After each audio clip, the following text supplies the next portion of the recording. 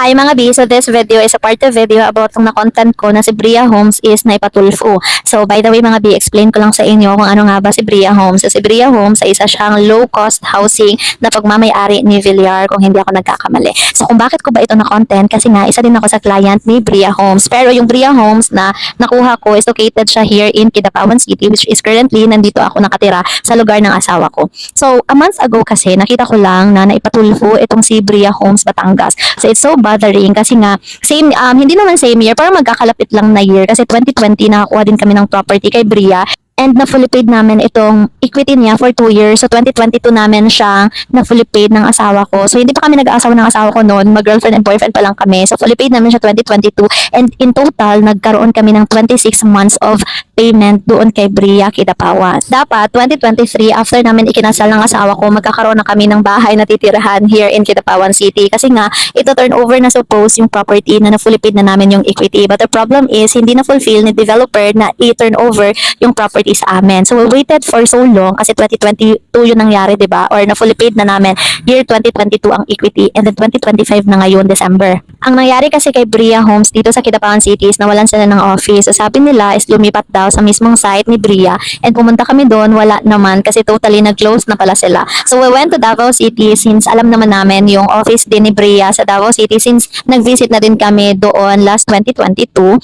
So ang nangyari, doon siya sa Price Tower na building pero according sa front desk nila doon is wala na nga pala sila doon. Totally nag-close na din sila at na-recommend niya na puntahan daw namin yung Camellia office located in Bahada. So i-search na lang yung Camellia office. Magpa-flash ako ng photo here para may guide kayo na pupuntahan kung for example, gusto nyo ding mag-visit or client din kayo ni Bria na hindi pa na-turn over ang property sa inyo.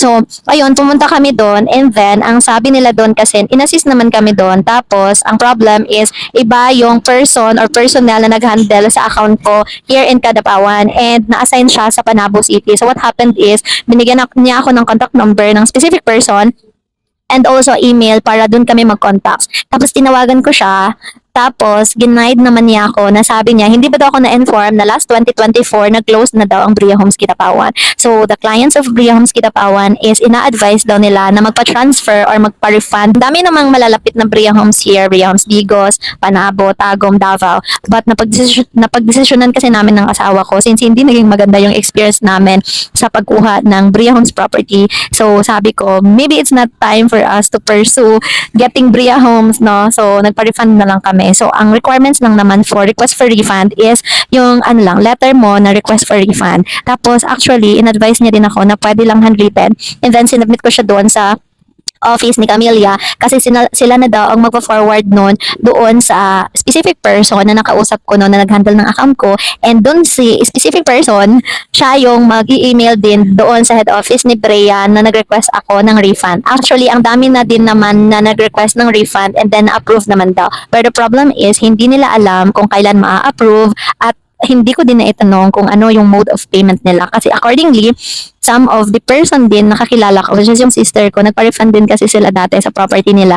So, ang nangyari is monthly din silang na-refundan. Pero in my case, I really don't know if one-time payment siya or monthly payment yung marireceive namin ng asawa ko, no? May mga deductions din siya. So, especially yung down payment na 3,000 pesos, hindi na namin siya makukuha kasi it was stated in the agreement or anong tawag ng kontrata. So, hindi na yan refundable. And also, yung monthly kasi namin ng property na yon is 4,500 per month. So, 26 months namin siyang nabayaran. Tapos, sinabi pa niya doon is may mga late payments daw ako in which hindi naman na-inform sa akin ng agent ko, which is may agent naman talaga kapag real estate, diba?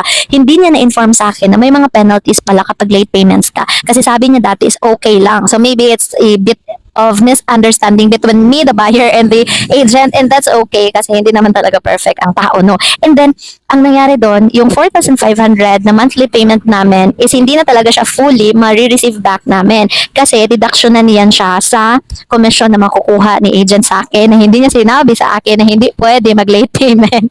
Pero and that's okay kasi hindi ko na din naman ma-track or ma-trace yung specific person na naging agent ko. It was recommended by my sister lang kasi and it's been how many years na? 2020, Tapos 2025 na tayo ngayon. It's been 5 years, di ba? So, hindi ko na mahagilap ang specific person na yon. Yung refund na matatanggap ko is magkakaroon siya ng deduction which is commission na ginamit na ng ahente ko. So, yung deduction siya.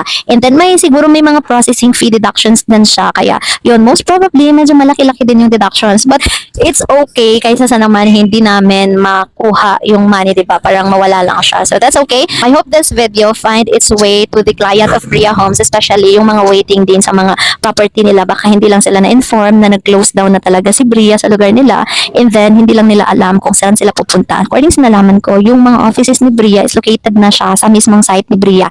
Yung mga existing ha, yung may mga bahay, yung existing na Bria talaga ha. Pero yung Bria Homes na katulad sa amin sa Kidapawan na nag-stop construction na, yung wala na talaga, nag-close na talaga sila, is advice ko lang, baka may malapit na Camellia office dyan sa inyo, dun kayo pumunta. Kasi Camellia and Bria Homes is, I think, is a sister company or ano bang tawag doon. Basta, isa lang talaga yung may-ari nila, which is si Villar. Yung Bria lang is low-cost housing nila, and then high-end subdivision naman yung Camellia, di ba? Kasi mas mahal siya.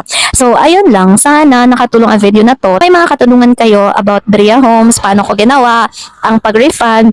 Hindi ko pa talaga lahat madidetalye sa inyo ngayon kasi andun pa lang ako sa part na nag-process ako ng refund pero hindi pa talaga ako na-approve at hindi ko pa alam ang mode of payments na mangyayari kapag ma-refund na siya at ilang araw, ilang weeks, ilang months ang refund nila or approval nila. So, ayun lang mga be. Sana yung mga client ni Bria, sana makita nyo ang video na to at makatulong sa inyo. Kung may mga hindi kayo naintindihan, mag-comment down below kayo. Baka matulungan ko kayo. And hindi ko pwedeng i-flash dito yung nag-handle ng account ko. Is it because iba kasi tayo, di ba? So, nasa Kidapawan ako and baka invading of privacy yung gagawin ko sa kanya. So, magtanong na lang kayo dito. And that's it, guys. Thank you so much.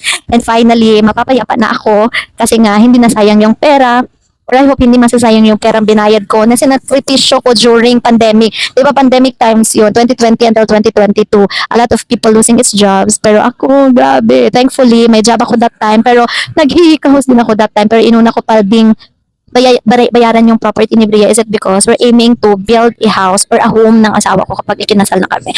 So, ayun lang. Bye!